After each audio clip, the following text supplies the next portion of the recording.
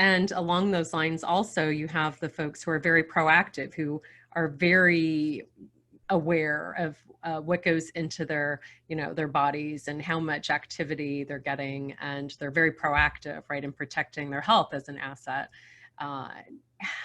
We don't have that many of those in the sort of the world of healthcare providers. And there's a very good reason for that.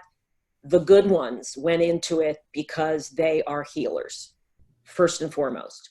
And so the underlying paperwork that has to be done to make sure that you don't get in trouble with the feds or the state or your hospital is just so far down on their priority list, because their natural sort of the way that their brain works is, first, I want to help my patients and I want to do no harm. So right. Paperwork will fill itself out.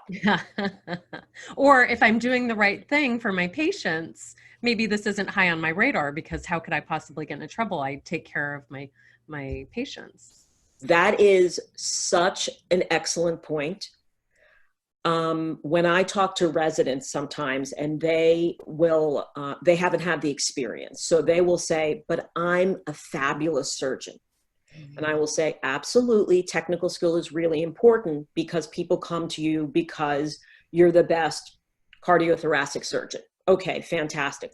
But that will not save you if a patient is unhappy with you, or the worst happens. Something is a recognized risk, but it occurs. That's why it's a recognized risk. It's part of informed consent.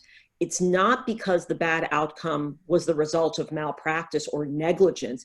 It was because there's risks to medical procedures. But guess what? The people who have great rapport and great bedside manner, even when there's a bad outcome, don't get sued. So when I tell residents, listen, and I think I shared this with you the first time we talked, the fact that in 30 years I've never represented a pediatrician or an oncologist is really telling, because yes, they have higher levels of communication with their patients. Yes, and they are in the highest risk. I mean, other than probably neurosurgeons, who are, that's very high risk. But pediatricians, you're dealing with most people's most prized possession, or this is their most cherished person in the world. And things go wrong, and kids get sick, and sometimes kids get really sick. And with oncology, I mean, you're dealing with a life-threatening illness. So you would think that the bad outcomes would automatically trigger lawsuits and complaints and all of that, but they don't. They don't.